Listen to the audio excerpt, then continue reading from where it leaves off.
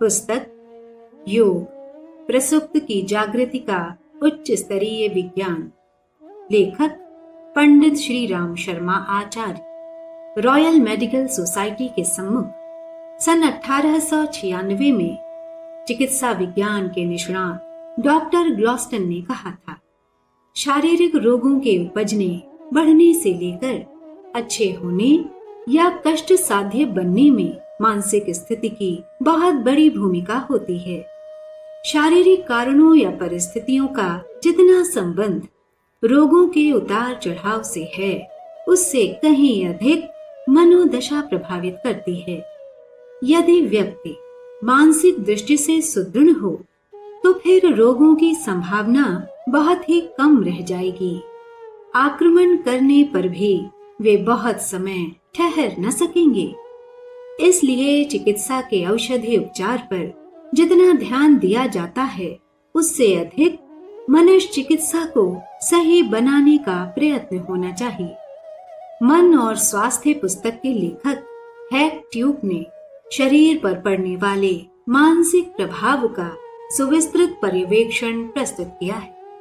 वे कहते हैं, यूं शरीर पर आहार विहार का भी प्रभाव पड़ता है और अभाव तथा व्यतिरेक भी अपनी प्रतिक्रिया छोड़ते हैं, तो भी उस पर सर्वाधिक प्रभाव व्यक्ति की अपनी मन स्थिति का पड़ता है। यह प्रभाव प्रतिक्रिया नाड़ी मंडल पर 36%, अंतःस्रावी हार्मोन ग्रंथियों पर 56%, मांसपेशियों पर 8% पाई गई है। कई रोगियों के पर्यवेक्षण पर पाया गया कि उनके शरीर में कोई ऐसी गड़बड़ी नहीं है जिससे उन्हें गंभीर रोगों का शिकार बनना पड़े, तो भी वे हृदय रोग, कैंसर, कोलाइटिस, हिस्टीरिया, रक्तचाप, अनिद्रा, अपच आदि के मरीज पाए गए। कठिनाई यह भी बनी रही कि किसी औषधि उपचार से उन्हें कोई राहत न मिली, जबकि उनका चिंतन प्रवाह मोड़ देने पर बिना उपचार के ही बहुत कुछ ठीक हो गया। श्री हेक ने अपने प्रतिवेदन का अंतिम निष्कर्ष प्रस्तुत करते हुए कहा है, फेथ, विश्वास, hope, Asha, confidence, Shraddha, will, इच्छा और सजेशन, स्वसंकेत जैसे प्रयोगों को अब स्वास्थ्य संवर्धन में प्रयोग किया जाना चाहिए। रोग निवारण का ये सबसे सस्ता, सुनिश्चित और हानि रहित निर्धारण है। योग शास्त्र के निर्धारण कर्ता पतंजलि, गीता के प्रस्तोता व्यास और योग वासिष्ठ के उपदेष्टा वशिष्ठ का इस तथ्य पर पूर्णतया मतैक्य है कि मानसिक संयम से मनुष्य सुखी रहता है और प्रगति पथ पर अग्रसर होता है। योग दर्शन में चित्त वृत्तियों के निरोध को योग कहा है। अनियंत्रित, अस्त व्यस्त और भ्रांतियों में भटकने वाली मन स्थिति को मानवीय क्षमताओं के अपव्यय एवं भक्षण के लिए उत्तरदायी बताया है और उनको दिशा विशेष में नियोजित रखने का परामर्श दिया है।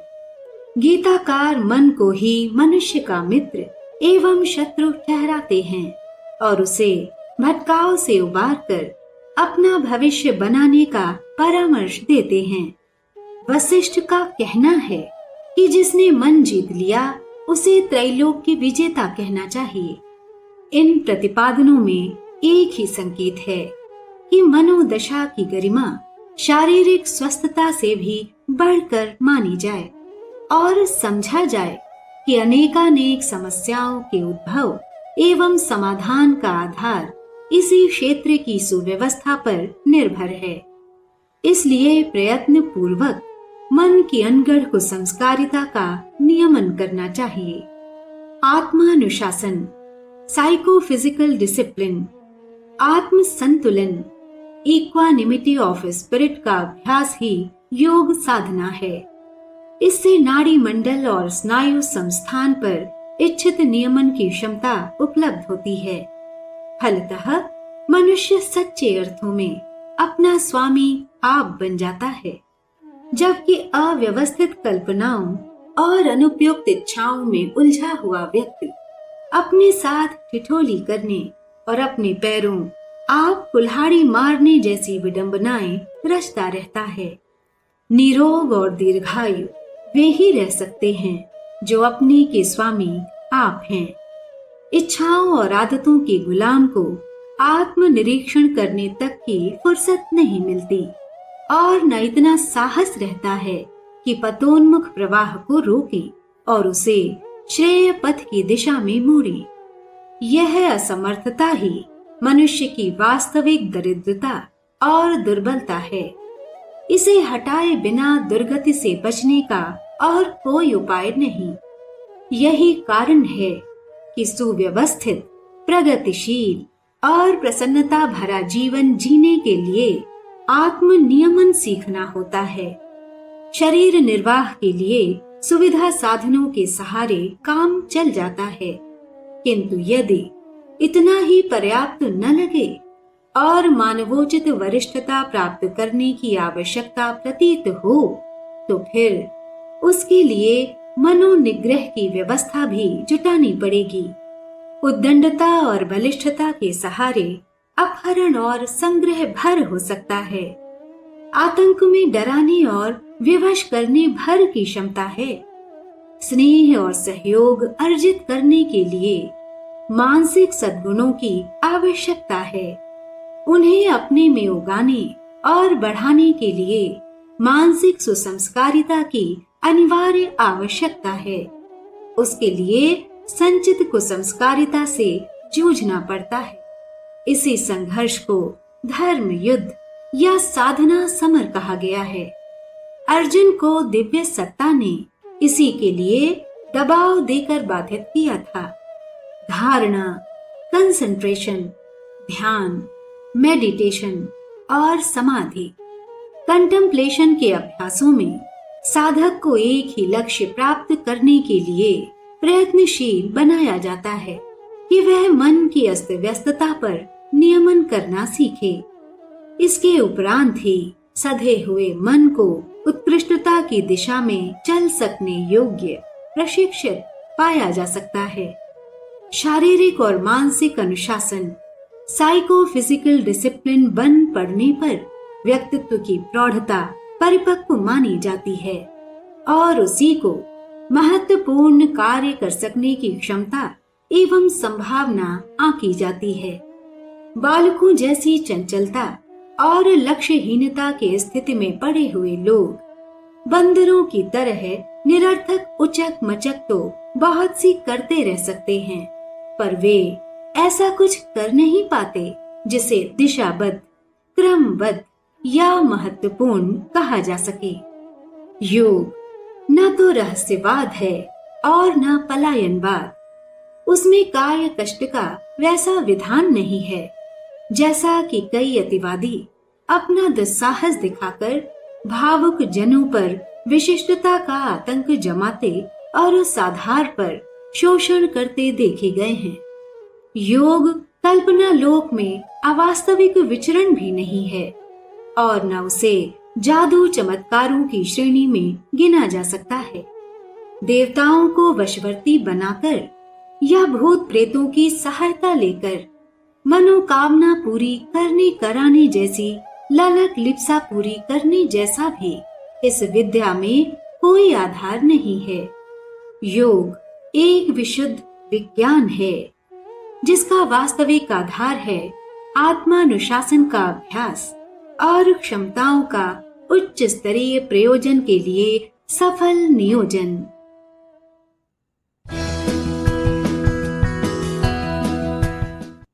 पुस्तक योग प्रसुप्त की जागृति का उच्च स्तरीय विज्ञान। लेखक पंडित श्री राम शर्मा आचार्य। मानवीय विशेषता में उसके चेतन स्तर को ही दैवी विभूति माना गया है।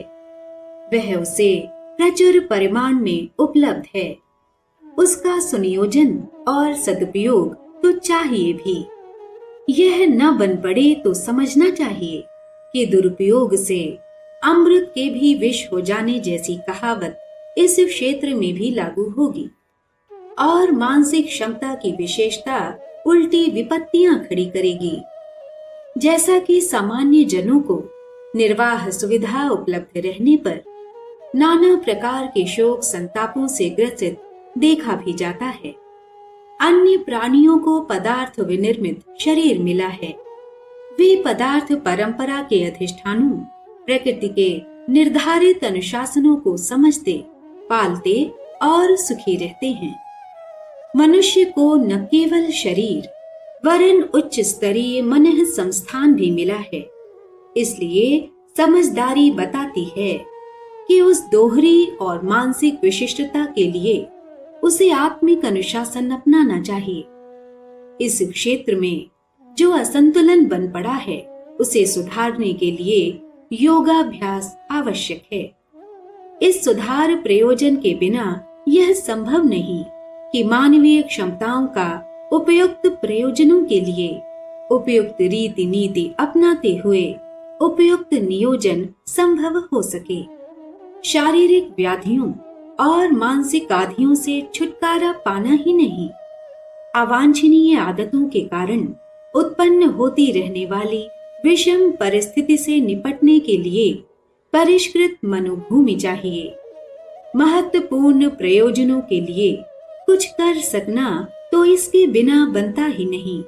इसलिए मानसिक दक्षता की उपयोगिता समझने वाले हर व्यक्ति को योगाभ्यास की बात सोचनी और व्यवस्था बनानी चाहिए। महामानवों में से प्रत्येक को अंतश्चेतना की उत्कृष्टता, हाई लेवल कॉन्सेंस को किसी न किसी प्रकार अर्जित करना ही पड़ा है। जो उस दिशा में बढ़ना चाहते हों, उनके लिए सरल और सुनियोजित विधि व्यवस्था योगाभ्यास की सामने है। बलिष्ठता के लिए व्यायाम, विद्वता के लिए अध्ययन, उपार्जन के लिए पराक्रम की जिस प्रकार आवश्यकता पड़ती है, उसी प्रकार मनस्वी बनने के लिए योग साधना का स्वरूप समझें तथा प्रयोग करने की दिशा में भी कदम बढ़ानी चाहिए। सन 1963 में औषधि विज्ञान की खोज पर नोबेल पुरस्कार विजेता जॉन एकल्स ने कहा था, वे सिद्ध कर सकते हैं कि हर मनुष्य को एक जीव रसायन तथा रहस्यमय ऊर्जा से बना एक ऐसा पदार्थ प्राप्त है जिसे आत्मा कहा जा सकता है। कैलेज विश्वविद्यालय के प्राध्यापक रोजर स्पेरी को सन 1981 में रासायनिक अध्ययन पर नोबेल पुरस्कार मिला था। उनका आत्मा के संबंध में कहना है कि यह एक सुनिश्चित तथ्य है। रासायनिक पदार्थों के मस्तिष्कीय गुणों से संबंध होने पर एक ऐसी सत्ता बन जाती है जो न केवल मन क्षेत्र के 10 अरब न्यूरॉनों पर वरन समूचे शरीर पर अपना शासन चलाती है। इसका कार्य क्षेत्र सीमित नहीं वरन असीम एवं व्यापक है। भौतिक शास्त्र में 1963 के नोबेल पुरस्कार विजेता यूजीन डिग्मर ने आत्मा को एक ऐसी अचेतन सामर्थ्य कहा है जो चेतन का नियंत्रण और सूत्र संचालन करती है। कैम्ब्रिज विश्वविद्यालय के भौतिकी विशेषज्ञ ब्रियॉन जोसेफन ने लिखा है, मानवीय सत्ता एक ऐसा गठन है जो रसायनों और ऊर्जाओं के साथ गूंथा रहने पर भी उनके अधीन नहीं है, वरन अपनी सत्ता को चेतना संपन्न होने के कारण अपने क्षेत्र पर पूरी तरह शासन करता है। स्पिरिचुअल सोसाइटी के अध्यक्ष जॉन एकल्स ने कहा है, हम आत्मा की प्रत्यक्षता का क्रमशः अधिकाधिक अनुभव करते जा रहे हैं। वह दिन दूर नहीं जब वह अदृश्य या अविज्ञान न रहकर सामने प्रस्तुत होगी। उसे हम उसी तरह अनुभव कर सकेंगे जैसे संबद्ध अन्य शक्तियों का स्पष्ट अनुभव करते हैं। आत्मा रसायन है, ऊर्जा या ब्रह्मांड में संव्याप्त महाचेतना की एक अविच्छिन्न इकाई है। यदि इस विवाद में न पड़ा जाए तो भी यह मानना होगा कि वह जो भी है वह असाधारण सामर्थ्य की पुंज है। उसकी रहस्यमय परतें ऐसी हैं जिन्हें जगाने उभारने, सुधारने और सही रीति से प्रयुक्त कर सकने की क्षमता अर्जित कर सकने वाला कोई भी व्यक्ति अपनी विशिष्टता का परिचय दे सकता है। इस समर्थता को अर्जित करने के लिए योग साधना ही एक असंदिग्ध मार्ग है। अमेरिकी हिल्टन होटल श्रृंखला के मालिक कोनरॉल्ड हिल्टन अपने समय के गिने चुने धन कुबेरों में से एक थे। अनवरत रूप से मिलती गई सफलताओं का कारण वे भीतर की आवाज को बताते थे। उनके साथी गणित और तथ्यों के आधार पर योजनाएं बनाते थे और हिल्टन के आधार को अवैज्ञानिक बताते थे। तो भी ये बात आश्चर्यजनक ही बनी रही कि भीतरी आवाज ने कभी धोखा नहीं खाया, जबकि तथ्यानुयायी अनेक बार असफल रहे और घाटे की चपेट में आए। यह रास्ता उन्होंने अलास्का हिमाच्छादित प्रदेश में तेल की खुदाई का ठेका लेने वाले लिडसेन हेस से सीखा था। उन्होंने वह दुस्साहस भरा काम हाथ में लिया था और असाधारण धन तथा यश कमाया था। हेस अपने पुरुषार्थ को दांव कहते थे और उस बाजी को जीतने में अंतः प्रेरणा के मार्गदर्शन को श्रेय देते थे। विभिन्न क्षेत्रों में असाधारण सफलता पाने वाले लोगों की विशेषता का क्या कारण हो सकता है, यह जानने के लिए दो रहस्यवादी अनुसंधानकर्ताओं ने कदम बढ़ाया और उस स्तर के लोगों के साथ संपर्क साधा।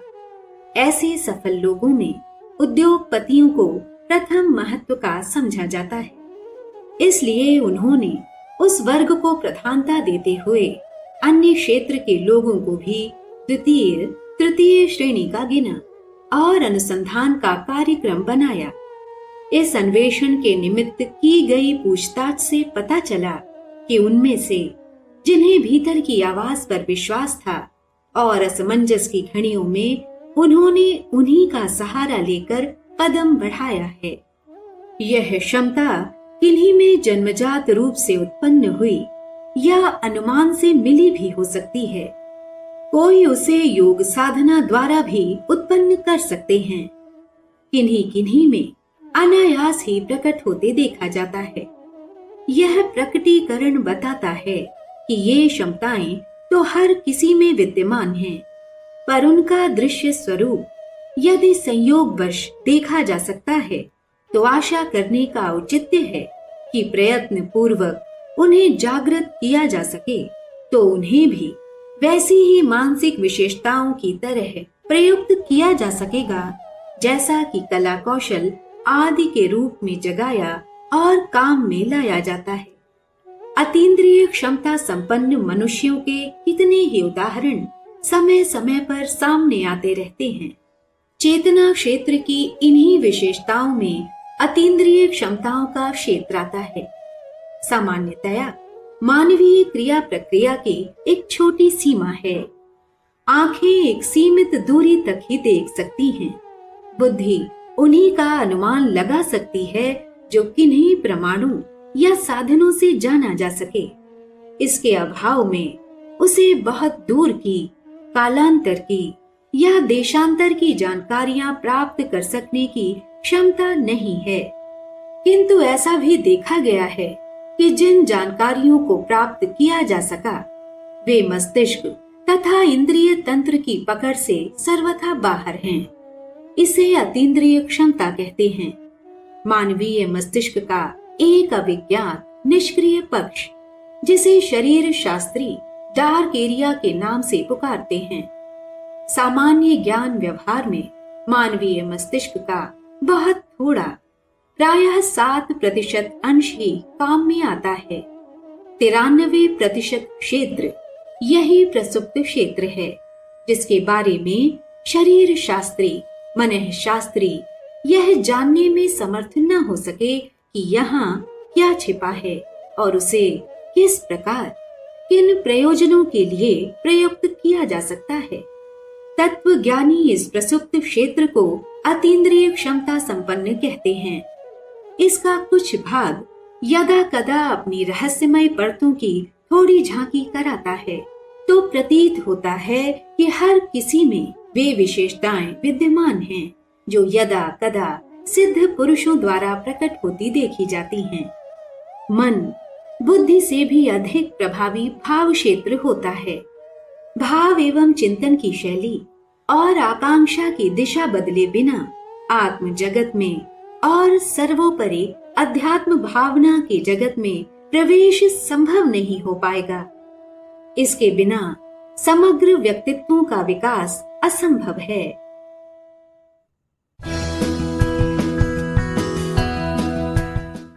पुस्तक योग प्रसुप्त की जागृति का उच्च स्तरीय विज्ञान। लेखक पंडित श्री राम शर्मा आचार्य। एक व्यक्ति दूसरे व्यक्ति को तर्क, प्रमाण, विचार, परामर्श आदि देकर प्रभावित कर सकता है। इसकी जानकारी सभी को है। अध्यापक अपने छात्रों के मस्तिष्क को विकसित करते हैं। पहलवान अपने शागिर्दों को कुश्ती, कसरत सिखाकर बलवान बनाते हैं। वक्ता, लेखक विचारों से हलचल उत्पन्न करते और लोगों के सोचने के तरीके में परिवर्तन करते हैं। नर नारी के बीच शारीरिक आकर्षण भी काम करता है और प्रतिभाशाली व्यक्ति अपने रोग, दोग, आतंक का भी उपयोग करते हैं। उपरोक्त प्रभाव प्रक्रिया का स्तर उथला ही रहता है। अध्यापक गणित, इतिहास, भाषा, भूगोल आदि की जानकारी करा देने पर अपने कर्तव्य से छुट्टी पा लेते हैं। वे चिंतन की शैली, आकांक्षा और दिशा नहीं बदल सकते। अखाड़े के पहलवान शागिर्दों की मांसपेशियां मजबूत कर सकते हैं, उनमें मनोबल उत्पन्न नहीं कर सकते। इसी प्रकार लेखक, वक्ता, नेता, प्रतिभा संपन्न व्यक्ति अपनी तेजस्विता के सम्मोहन से तत्काल तो कुछ भी सोचने करने को आवेश उत्पन्न कर सकते हैं, पर वह क्षणिक होता है और उथला रहता है। वह नशा उतरते ही लोग अपने पुराने ढर्रे पर आ जाते हैं और वह कृत्रिम उत्साह अपनी क्षणिक चमक दिखाकर तिरोहित हो जाता है। कारण स्पष्ट है कि जो शिक्षण दिया गया था वह अंतःकरण की गहराई तक प्रवेश न कर सका, केवल उथले बौद्धिक स्तर तक टकराकर बिखर गया। उस टकराहट की प्रतिक्रिया जितनी देर रह सकती थी उतनी देर रही और इसके बाद व्यक्ति की वही संस्कारगत स्थिति आ गई। मनुष्य का समग्र व्यक्तित्व विकसित एवं परिवर्तित करने से ही उसकी गरिमा और महत्ता बढ़ सकती है। महामानव ही इस विश्व की सच्ची संपत्ति होते हैं। कोई देश और समाज उन्हीं के कारण गौरवशाली बनते हैं और उन्हीं के अभाव में पतन के गर्त में गिरते चले जाते हैं। राष्ट्रीय संपदा का मूल्यांकन धन के आधार पर नहीं, मनस्वी, तेजस्वी और आत्मबल संपन्न प्रतिभा के आधार पर ही किया जाना चाहिए। वे यदि उद्भूत नहीं तो विपुल संपदा संपन्न होते हुए भी कोई समाज दरिद्र ही रहेगा। उसकी वह आर्थिक उन्नति भी ठोस प्रगति की दिशा में कुछ अधिक सहायता न कर सकेगी। उच्च स्तरीय व्यक्तित्वों का निर्माण कैसे हो, इसके लिए उस स्तर के सांचे चाहिए। टकसाल के सांचे जैसे होते हैं वैसे ही सिक्के ढलते चले जाते हैं। बुद्ध के अनुगामी 2.5 लाख व्यक्तियों ने संसार भर में सत्य, अहिंसा का संदेश पहुंचाया था। गांधी के अनुचर स्वतंत्रता संग्राम में एक से एक बढ़े चढ़े अनुदान लेकर आगे आए। ये प्रेरणाएं बौद्धिक आधार पर नहीं, भावना स्तर पर दी जाती हैं और इनको देने के लिए वैसा ही आत्मशक्ति संपन्न व्यक्तित्व चाहिए। आज आवश्यकता ऐसी ही हस्तियों की है जो अपने आत्मबल से जन साधारण के भाव स्तर को विकसित और परिष्कृत कर सकें। विज्ञान इस संभावना को स्वीकार करता है कि अदृश्य शक्ति प्रवाह के द्वारा भी मानवीय चेतना को अभीष्ट दिशा में मोड़ा या ढाला जा सकता है। मानव मस्तिष्क की अंतस्त्वचिका के भीतर एक विशेष प्रकार की तंत्रिकाएं पाई जाती हैं। उनका समूह भावात्मक मस्तिष्क कहलाता है। भय, क्रोध, शोक, चिंता, अवसाद, हर्ष, संतोष, प्रेम, त्याग, संयम और कामोद्वेग जैसी प्रवृत्तियां इसी भाग से संबंधित हैं। इनका स्वरूप बहुत कुछ अंश परंपरा से उत्तराधिकार में मिला था, कुछ वातावरण एवं संगति में, और कुछ व्यक्तिगत चिंतन की दिशा के आधार पर विकसित होता है। अविकसित और विकसित प्राणियों का यूं मानसिक अंतर कुछ तो बुद्धि के आधार पर भी होता है, पर मुख्य अंतर यह भावात्मक ही है। भावनाओं के आवेश में ही मस्तिष्क उत्तेजित और सक्रिय होता है। इन दोनों की बिखरी हुई दिशाओं को एक केंद्र पर एकत्रित करने और क्रियाशील बनाने का श्रेय इस भावात्मक मस्तिष्क केंद्र को ही है। येल विश्वविद्यालय के न्यूरोलॉजिस्ट डॉक्टर जोसे डेलगेडो ने ऐसे विद्युत रेडियो उपकरणों का आविष्कार किया है जिनके आधार पर बिना शल्य चिकित्सा के ही रेडियो किरणों द्वारा मस्तिष्क के किसी भाग से संपर्क बनाना और उसे प्रभावित कर सकना संभव हो सके। भावनात्मक मस्तिष्क की तंत्रिकाओं और कोशिकाओं को शरीर के आर पार जा सकने वाली किरणों के द्वारा वहां के असंतुलन को मिलाया जा सकेगा। ये किरणें क्ष किरणों से मिलती जुलती हैं, जिन्हें शरीर के आर पार जाने में मस्तिष्क की कठोर खोपड़ी में भी कोई बड़ी बाधा नहीं पहुंचती। अब तक भावनाओं का समाधान भावनाओं से ही किया जाता रहा है।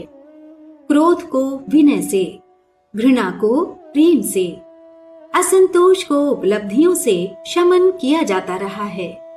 इसके लिए सामने वाले व्यक्ति को अपनी वाणी, व्यवहार और क्रिया द्वारा असंतुलित व्यक्ति को वैसा विश्वास दिलाकर उस उद्वेग का समाधान करना पड़ता था जिसके अभाव में उसे असंतुलित होना पड़ा।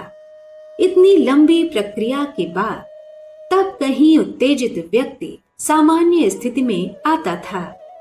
उसके समाधान के लिए व्यक्ति विशेष को माध्यम बनकर अथवा वातावरण को बदलकर मनोविकारग्रस्त मनुष्य की शांति संभव की जाती थी। उचित ही नहीं, अनुचित समाधान भी प्रस्तुत करने पड़ते थे। पर अब उपरोक्त वैज्ञानिक उपलब्धियों के कारण यह कठिन प्रक्रिया सरल हो गई। रेडियो विद्युत धाराएं आवेशग्रस्त मस्तिष्कीय खंड का शमन कर दिया करेंगी और मनुष्य चिकित्सक के इशारे पर अपने भाव संस्थान में आवश्यक परिवर्तन कर लिया करेगा। इस सफलता के कारण न केवल भावनात्मक रुग्ण ग्रंथियों को खोला जा सकेगा, वरन उनमें उपयोगी ऐसे भाव बीज भी जमाए जा सकेंगे जो उसे किसी दिशा विशेष में चलने के लिए आवश्यक रुचि एवं स्फूर्ति पैदा कर सकें।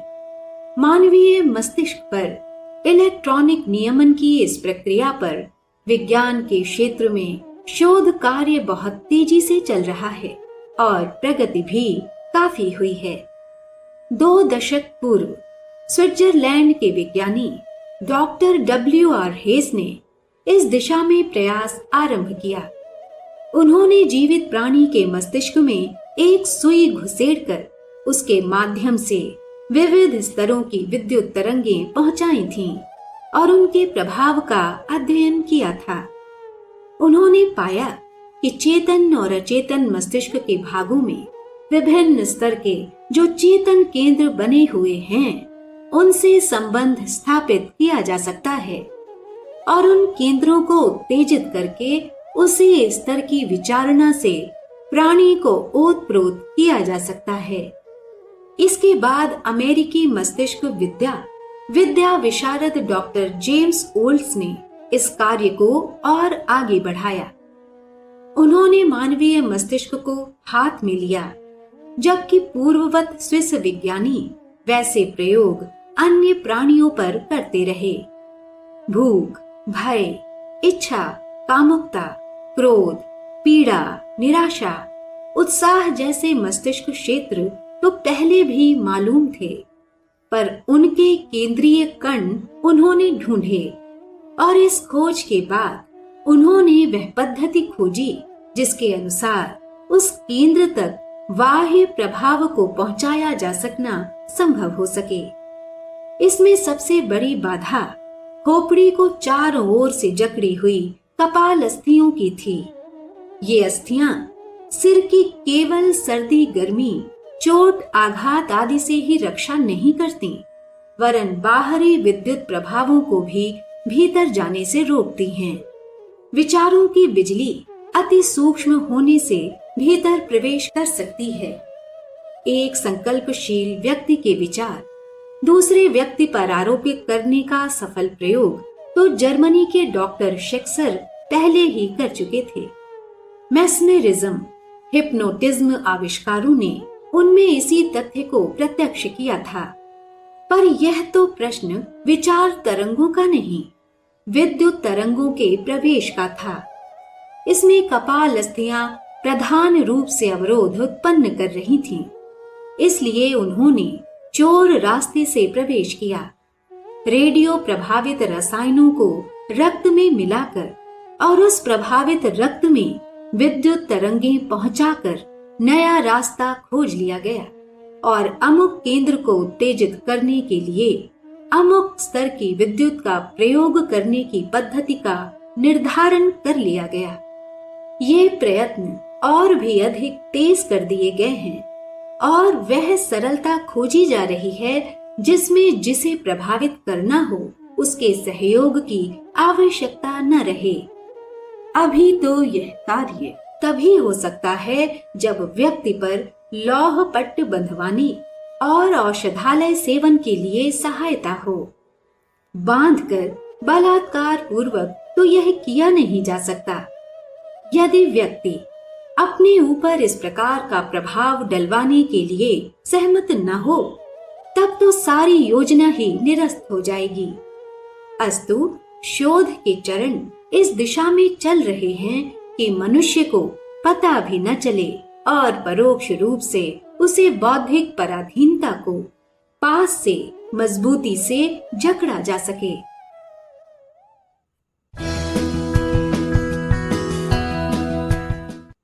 पुस्तक योग, प्रसुप्त की जागृति का उच्च स्तरीय विज्ञान। लेखक पंडित श्री राम शर्मा आचार्य।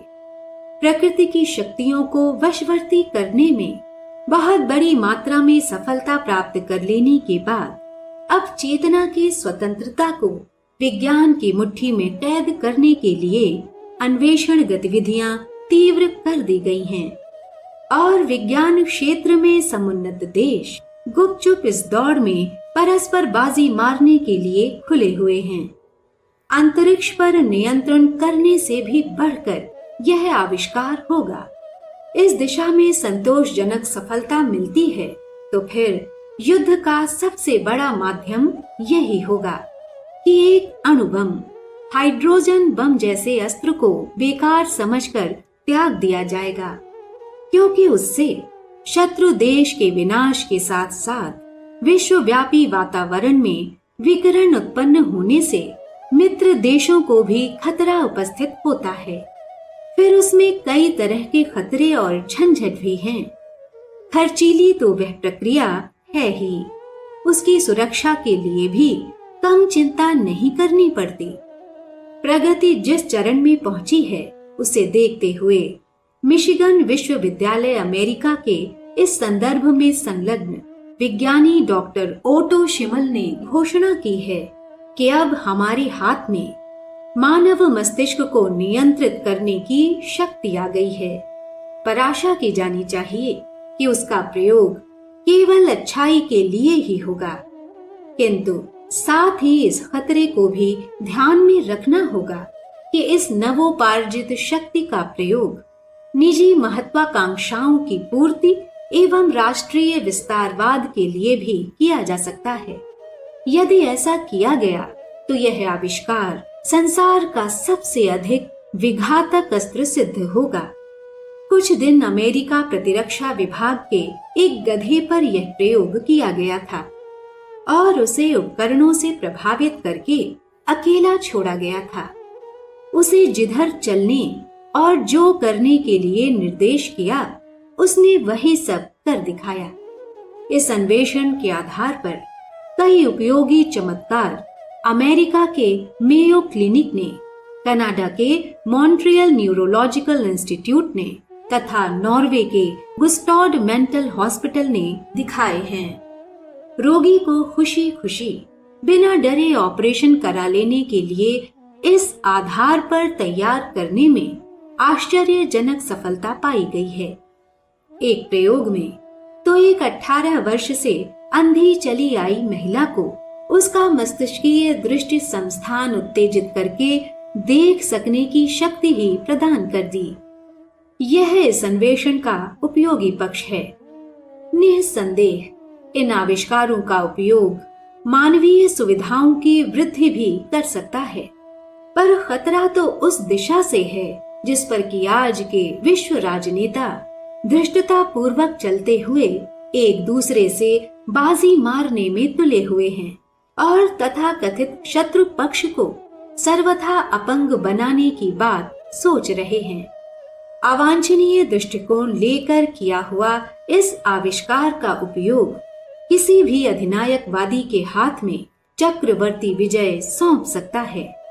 इस क्षेत्र में प्रगति संपन्न देश अपने विरोधी या असहयोगियों की जनता तथा सैन्य शक्ति में निराशा, भीरुता एवं भयाक्रांत मन स्थिति व्यापक रूप से उत्पन्न कर सकता है और उस व्यामोह में फंसे हुए विशाल जनसमाज को मुट्ठी भर लोग अपने काबू में रखने और इशारे पर चलने के लिए विवश कर सकते हैं। गुलामी के बंधनों में जकड़ने के अब तक के प्रयासों में यह सबसे घृणित प्रयास होगा।